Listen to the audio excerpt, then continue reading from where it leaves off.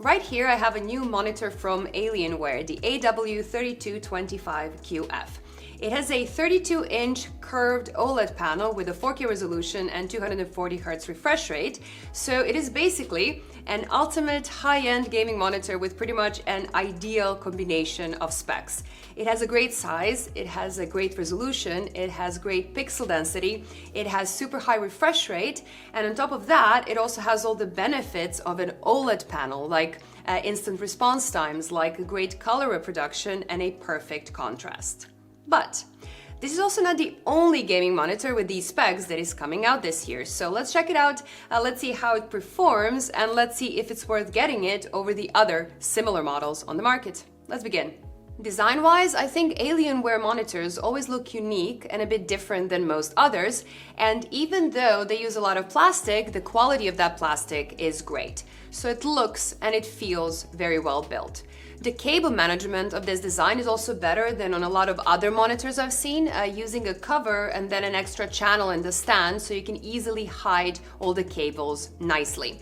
There's a bit of RGB as well if you're into that, but it's not bright enough to light up the wall behind the monitor, and you will barely see it in most situations. Now, the panel does have active cooling, but in the last couple of weeks of testing it and using it, it did not really become audible at all, and I couldn't hear it at all. Now, the ergonomics are completely fine too. It is height adjustable, you can swivel it, you can tilt it, but you cannot rotate it 90 degrees, which kind of makes perfect sense for a 32-inch curved monitor.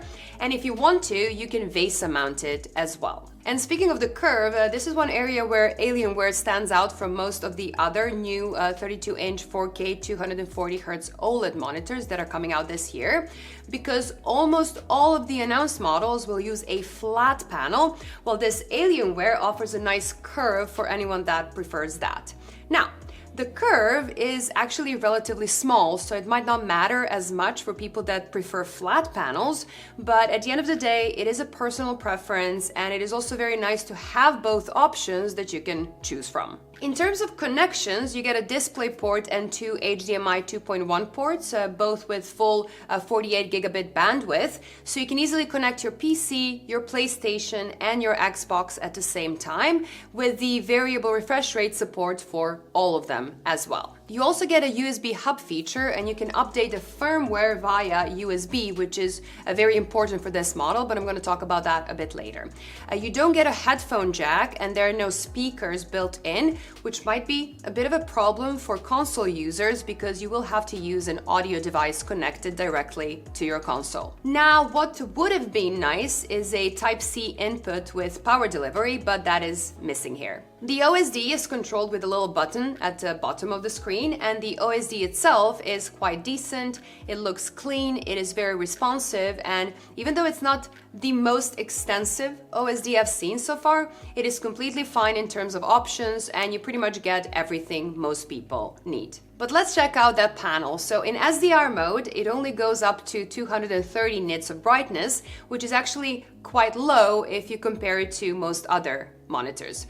But because it is an OLED panel with perfect black levels, it feels a lot brighter than that number suggests. Now, Alienware is also doing this on purpose, as the panel can go a lot brighter in HDR mode, but by completely limiting the brightness in SDR mode, they're kind of avoiding those big and noticeable brightness shifts that we see in most other OLED models. So it basically has a permanently turned on uniform brightness feature, which is a decision they made, and I can totally understand the reasoning behind that decision, but I still think it would be nicer to have an option to turn that off if you ever wanted to. Now, minimum brightness came in at 23 nits, so if you like to dim your monitor a lot while you're gaming in a very dark room, this monitor will do just fine. In HDR mode, it gets a little bit more interesting. So Alienware is claiming a 1000 nit peak brightness, and in my results, it was just under that, but I would say it's close enough. And a full screen HDR brightness of about 250 nits isn't that unusual either, but it does mean that this new QD OLED panel isn't really that different in terms of brightness and brightness fallout compared to previous options that we've seen so far. I also think that Alienware's HDR tuning is a little bit odd, because in the default HDR setting, the brightness kind of doesn't track that well, and it is really overexposing dark areas for some reason. Now, there are also different settings that you can play with to make the HDR 1000 mode look relatively perfect, and there are several other options that you can experiment with as well. I just think that it is such a shame not to use the very best profile as the default one. Anyway, you get support for Dolby Vision as well, which is great if you're using consoles or other devices that support Dolby Vision, but it just doesn't work that well with Windows. It was even causing some HDR issues when I first got this monitor, but they already released a firmware update that added a switch so you can turn it off for PC use and then turn it back on for console use. And I would say it's a bit of a pain to have to swap it around like that, but at least you have the option to do so. In terms of color performance, it is a very nice wide gamut panel with full sRGB coverage and 98% DCI-P3 coverage, and it is calibrated very well out of the factory, so you can definitely use it for some proper creative work right out of the box. Now, with that first firmware version, the sRGB profile was a complete mess, but this was also fixed with an update. So the data you see in this review is with the latest firmware version that came out in March this year. Since this is an OLED panel, the pixels turn off completely when displaying black color, so it has perfect contrast, assuming your room is not too bright. Because just like previous generation of QD OLEDs, the panel is inherently reflective, and it does have a tendency to look a bit more gray instead of black when you're in a very, very bright environment. Now, I don't think this is a very big issue for most users, but that reaction to the lights in the environment is definitely still there, and I assume it will be there for similar models coming out this year too. But viewing angles are excellent, both horizontal and vertical. Backlight bleed isn't an issue for this type of a panel, and while OLED doesn't guarantee perfect uniformity, most OLEDs perform well, and this one is not an exception. And because this is an OLED panel, it also has a near instant response times with no significant overshoot at all.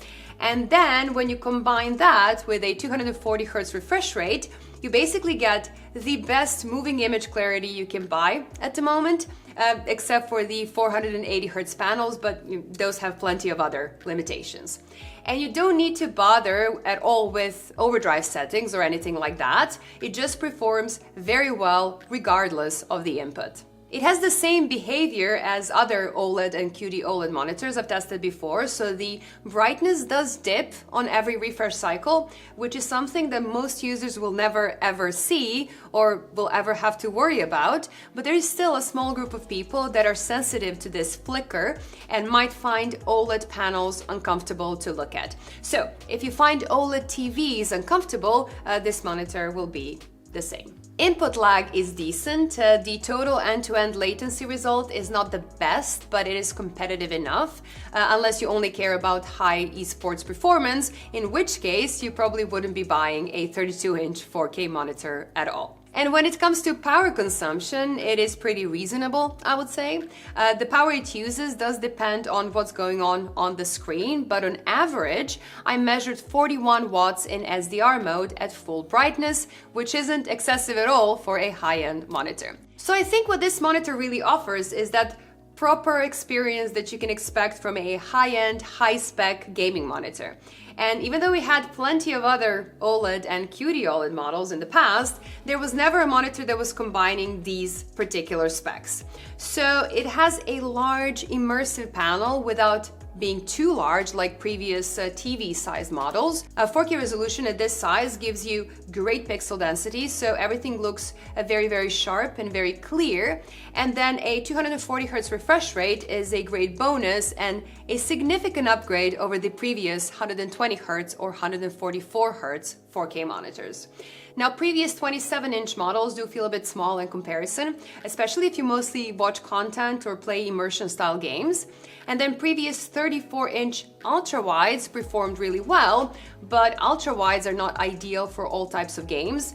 They don't have the pixel count to compete with 4K monitors for productivity, and they're also not as compatible with consoles. So this Alienware here gives you that perfect balance of specs that just works great with content consumption, with content creation, and playing all games. So it is a great monitor overall, and I dare to say it is one of the best monitors in terms of image quality and speed for most use cases. I also noticed that because of the high resolution, the color fringing that is inherent to these QD OLED panels is a lot less noticeable. I mean, it is still there if you really look for it, but if I compare it to the 49-inch model that I'm using right now, the difference is actually night and day.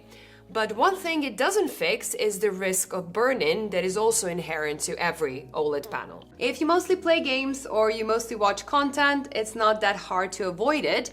But if you do a lot of desktop work with a lot of static images, it is definitely still a possibility. Now, Alienware here does include some protection features that are enabled by default, and they do offer a 3-year-long warranty that specifically includes burn-in, so you are covered for a while. But these are expensive monitors, and you need to be aware that you might run into those issues after that warranty expires, so keep that in mind. But that aside, if you're looking for that proper high-end top-tier gaming monitor, this does have everything, and the only thing you need to do is decide if you should go for this one or one of the other models with the same or very similar panels that are launching this year. So Alienware was the very first to arrive here in Europe, but ASUS and MSI have started selling their monitors as well. And I'm actually already testing the MSI model, so keep an eye out for that video as well. But considering that a big part of the whole experience is due to the QD OLED panel itself, I kind of do expect that most of the models coming out will be pretty competitive to each other, and the price will play a huge part when making a decision. In the US, the Alienware is currently selling for $1,200, while the MSI is $950, which is a big difference and definitely worth waiting for or checking reviews of that model before choosing which one to get. While in Europe, you can buy this Alienware for 1,140 euros, while MSI is asking 1,400 euros for their model, and the ASUS should cost around 1,500 euros. And seeing how well this monitor performs and how well it is built, MSI and ASUS will have to do something very, very special to justify that price premium. So right now, picking the Alienware in Europe should be a pretty easy choice, unless you really, really don't want a slightly curved panel. But if you're set on these specs and you're not really in a hurry, it is definitely worth waiting a little bit longer, because if we look at the 34-inch and 49-inch OLED monitors and how their prices changed over time, it makes sense to expect a real price competition with these monitors as well, and probably some serious price drops too. But if you cannot wait and you just want a great monitor today, just go for it. I really don't think you will be disappointed. Now that's all I had for today, but before I go, let's check out the sponsor of this video. This video is brought to you by Corsair and their brand new micro ATX case, the 2500X. It is a stunning, well-built dual chamber case that can fit pretty much any high-power system you have in mind, while offering great performance and lots of glass panels so you can see your hardware and all your RGB properly. And if you want to spice things up a bit, you can get a mesh front panel instead, or different wooden panels that change the look of the case completely and offer something a bit more special. Check it out using the links in the description below. Thank you all for watching and staying to the end of this video. I really hope you liked it, and I really hope it was helpful, at least a bit. If you want to see more videos like this one, do consider clicking that subscribe button so you never miss my future uploads. Bye guys, and I will see you in the next one. Bye!